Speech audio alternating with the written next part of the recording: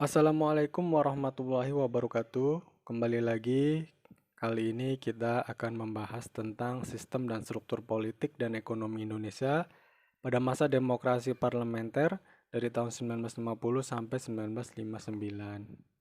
Langsung saja, materinya adalah di mana ketika pemerintahan Republik Indonesia Serikat dibubarkan pada Agustus 1950, RI kembali menjadi negara kesatuan Republik Indonesia dan diikuti pula dengan perubahan undang-undang dasarnya dari Konstitusi RIS ke Undang-Undang Dasar sementara 1950. Indonesia pun akhirnya memasuki masa demokrasi liberal.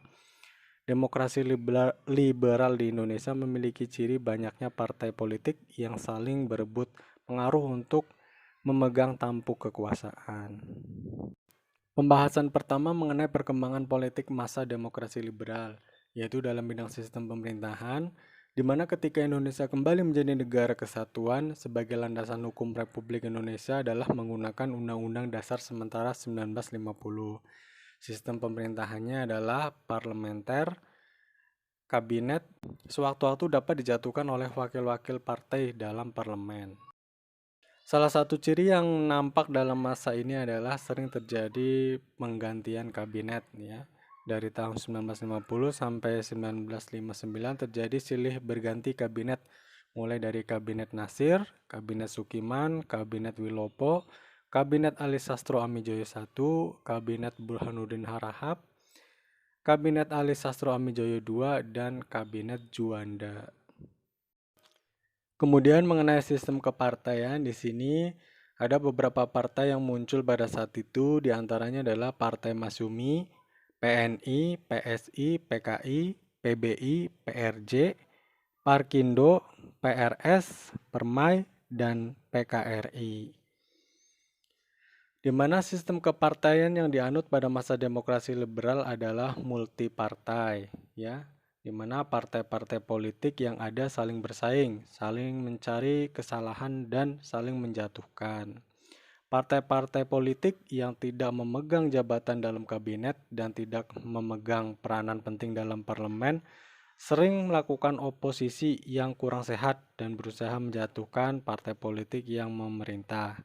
Kondisi inilah yang akhirnya membawa Indonesia dari sistem demokrasi liberal menuju demokrasi terpimpin. Nah, kemudian yang ketiga mengenai pemilihan umum 1955, di mana akhirnya Indonesia melakukan pemilihan umum pada 1955 yang dilaksanakan dalam 2 tahap.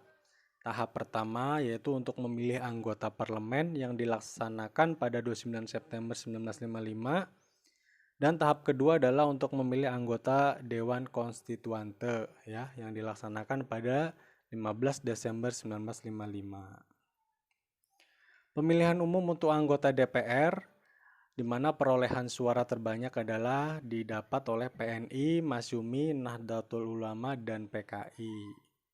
Kemudian pemilihan umum anggota Dewan Konstituante, perolehan suara partai-partai tidak jauh berbeda dengan pemilihan anggota legislatif. Ya, 4 besar partainya adalah PNI, Masyumi, Nahdlatul Ulama, dan PKI. Dalam sidang-sidang Dewan Konstituante yang berlangsung sejak tahun 1956 hingga Dekret Presiden 5 Juli 1959 tidak menghasilkan apa yang diamanatkan oleh Undang-Undang Dasar Sementara 1950. Pembahasan mengenai dasar negara mengalami banyak kesulitan karena adanya konflik ideologi antar partai. Kondisi ini mendorong Presiden Soekarno dalam amanatnya di depan sidang Dewan Konstituase mengusulkan untuk kembali ke Undang-Undang Dasar 1945. Hingga akhirnya pada Minggu 5 Juli 1959, Presiden Soekarno menetapkan Dekret Presiden 1959 di Istana Merdeka. Isi pokok dari Dekret Presiden tersebut adalah membubarkan Dewan Konstituante, menyatakan berlakunya kembali Undang-Undang Dasar 1945, dan menyatakan tidak berlakunya Undang-Undang Dasar Sementara 1950.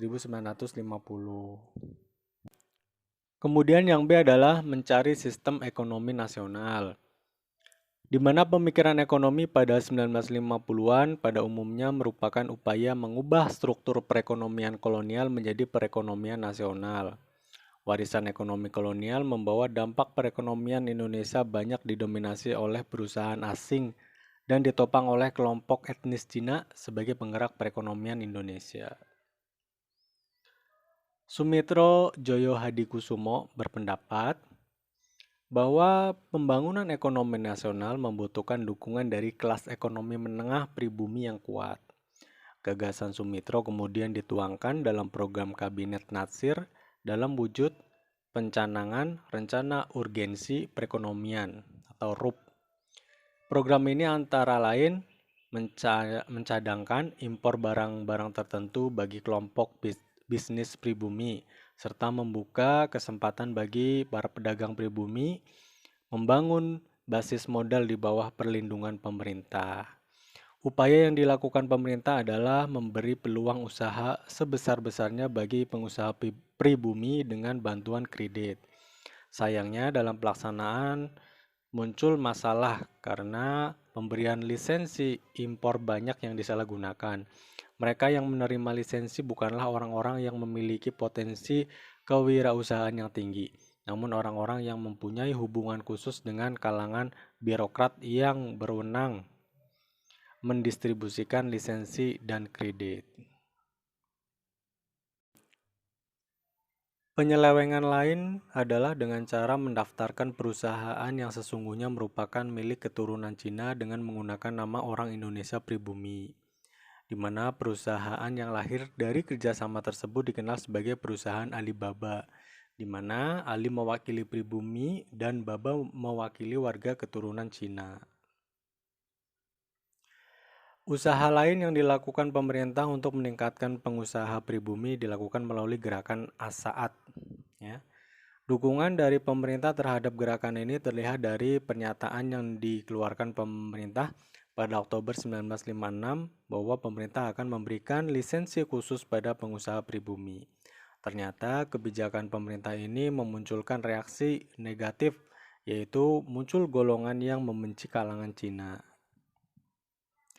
Pemerintah juga melakukan upaya perbaikan jangka pendek, ya, di mana salah satunya adalah mengurangi jumlah uang yang beredar dan mengatasi defisit anggaran. Untuk itu, pada tanggal 20 Maret 1950, Menteri Keuangan Safrudin Prawiranegara mengambil kebijakan memotong uang dengan memberlakukan nilai setengahnya.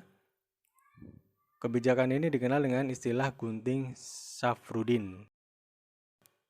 Selain itu, upaya pembangunan ekonomi nasional juga diwujudkan melalui program pembangunan rencana 5 tahun, di mana tujuannya adalah mendorong munculnya industri besar, munculnya perusahaan-perusahaan yang melayani kepentingan umum, dan jasa pada sektor publik yang hasilnya diharapkan mampu mendorong penanaman modal dalam sektor swasta. Ya.